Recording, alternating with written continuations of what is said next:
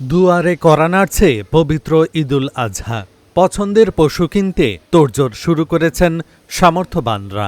এবার কোরবানির হাটে সিলেটে বিশাল আকৃতির একটি গরু সবার নজর কাড়ছে। খামারি শখের বশে, যার নাম দিয়েছে মিস্টার সিলেট।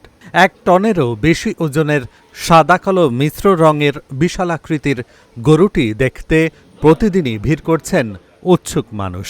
রাজকীয় গড়ন, শান্ত স্বভাব আর ব্যতিক্রমী আকারের কারণে সিলেটে এখন আলোচনার কেন্দ্রবিন্দুতে রয়েছে মিস্টার সিলেট। গরুটি দেখতে যেমন আকর্ষণীয়, তেমনি তার পরিচর্যাতেও নেই কোনো কমতি। প্রতিদিনই নিয়ম মেনে খাওয়ানো হয় ভুসি, মিক্সড ফিড, কাঁচা ঘাস, শুকনো খড়, খুদ ও পর্যাপ্ত পানি।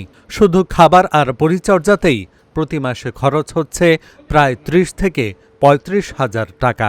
ফার্মের পরিবেশ তো আলহামদুলিল্লাহ ভালোই আছে, মানে ওভারঅল দেখতে খারাপ না, ভালো।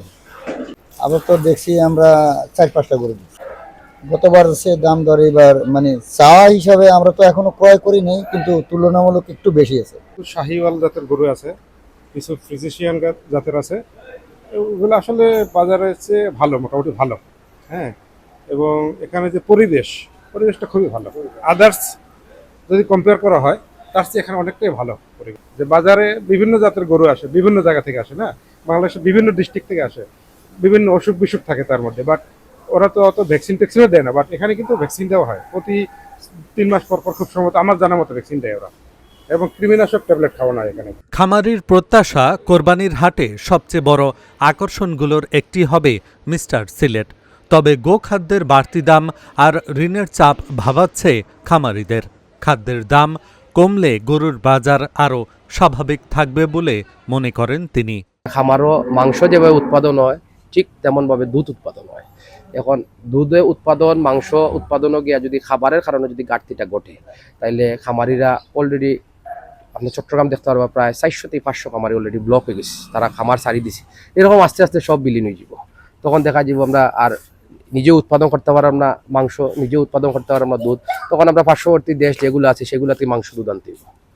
মিস্টার সিলেটর তলে আমার প্রতিদিন বর্তমানে খরচ 1000 থেকে 1200 টাকা। এটা রেগুলার যে খাবার এটা খায়, এটা বিশেষ কিছু নাই।